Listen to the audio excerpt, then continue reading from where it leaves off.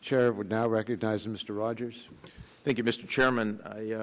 Americans are suffering through a painful recession, so there's certainly no question about the need for stimulus.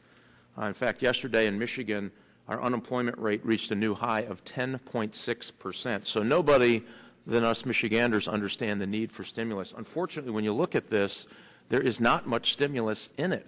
There are some laudable things in here on energy.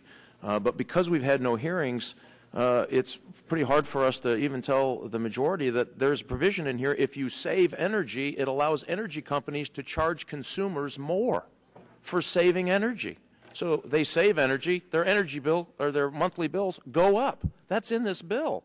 That's not a good idea. And if we'd had the opportunity to allow people to petition their government, like it says in the First Amendment, it's not about us being able to talk. It's about people who will be impacted by this bill.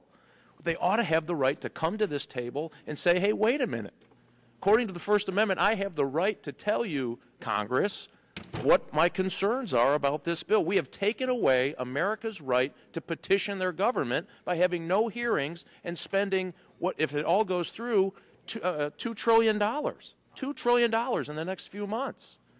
Matter of fact, on broadband, people who have been involved in expanding broadband in this bill will not be eligible for the money. So if you've been doing it all along and investing that money and trying to bring technology to every corner of the United States, you are ineligible for receiving broadband money. It would have been great to have a hearing to allow people to petition their government to say, hey, wait a minute, did you think about how this might impact us? Japan has said that they will stop buying U.S. debt. They're one of our largest debt holders. Imagine what this bill might do to the value of the dollar. I sure would like to have some folks who may be impacted by this, as in every consumer in America, have the right to come to this table and petition their government and say, hey, wait a minute, did you think about what would happen if in the next 2 weeks you add $2 trillion of debt to the bond market? What will happen to the value of the dollar? What will happen to people who are buying our debt? Will people continue to buy it? Will they unload their debt?